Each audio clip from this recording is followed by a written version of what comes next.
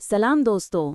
क्या आपने कभी रात को आसमान की तरफ देखकर सोचा है कि ये अरबों सितारे, ये वसी कायनात जो हमारे इर्द गिर्द फैली हुई है, एक दिन ख़त्म हो जाएगी?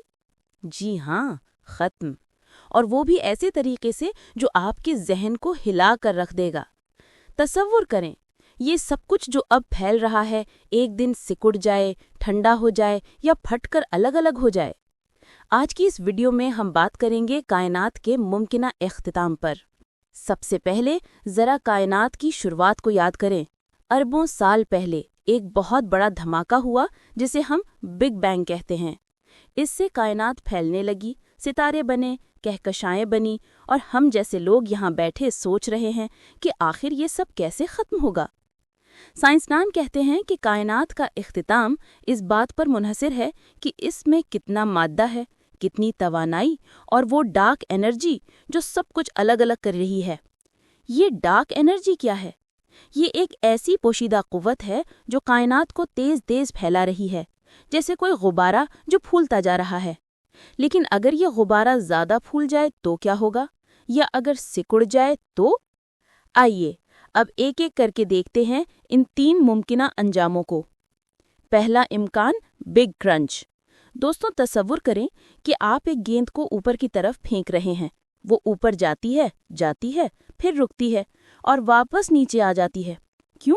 क्योंकि ज़मीन की कशिश सकल उसे खींचती है। बिल्कुल ऐसे ही बिग क्रंच में कायनात फैलने के बाद रुक जाएगी और फिर सिकुड़ना शुरू हो जाएगी। सब कुछ, सितारे, सैयारे, कहकशाएं एक दूसरे की तरफ खींचने लगेंगे। पहले आहिस्ता आहिस्ता, फिर तेजी से। दर्जे हरारत बढ़ेगा, बहुत ज़्यादा बढ़ेगा। सब कुछ एक छोटे से नुक्ते में सिमट जाएगा, जैसे बिग बैंग का उल्टा। ये नुक्ता इतना गर्म और घना होगा कि वक्त और फिज़ा का कोई मतलब नहीं रहेगा। लेकिन ये कैसे मुमकिन है? साइंसदान कहते हैं कि अगर कायनात में मादे की मिकदार एक ख़ास हद से ज़्यादा हो तो कशिशे सकल डार्क एनर्जी पर गालिब आ जाएगी और सिकुड़ना शुरू हो जाएगा। मिसाल के लिए सोचें एक पार्टी की। पार्टी शुरू होती है, लोग आते हैं, नाचते गाते हैं। फिर अगर कोई बहुत बड़ी कुव्वत उन्हें वापस घरों की तरफ खींच ले तो पार्टी ख़त्म। बिल्कुल ऐसे ही अब तक के मुशाहिदात से लगता है कि मादे की मिकदार कम है, लेकिन क्या पता कल कोई नई दरियाफ्त हो जाए। अब आप सोच रहे होंगे, अगर सिकुड़ना नहीं हुआ तो क्या होगा? क्या कायनात हमेशा फैलती रहेगी?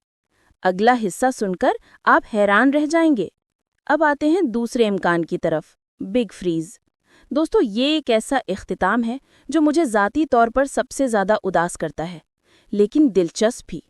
बिग फ्रीज को हीट डेथ भी कहते हैं। यहाँ कायनात सिकड़ेगी नहीं, बल्कि फैलती रहेगी हमेशा के लिए। डार्क एनर्जी उसे तेज तेज अलग अलग करती रहेगी। क्या होगा?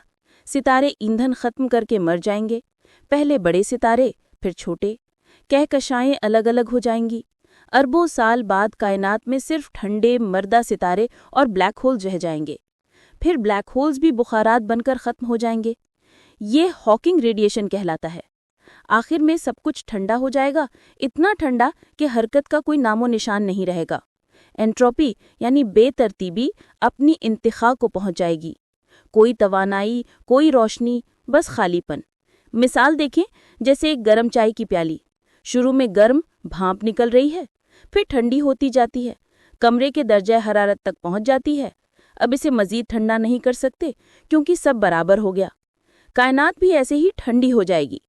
अब तक की तहकीक से लगता है कि ये सबसे मुमकिन है, क्योंकि कायनात की तौसी तेज हो रही है, डार्क एनर्जी गालिब है। लेकिन सोचें, ये सब अरबों साल बाद की बात है।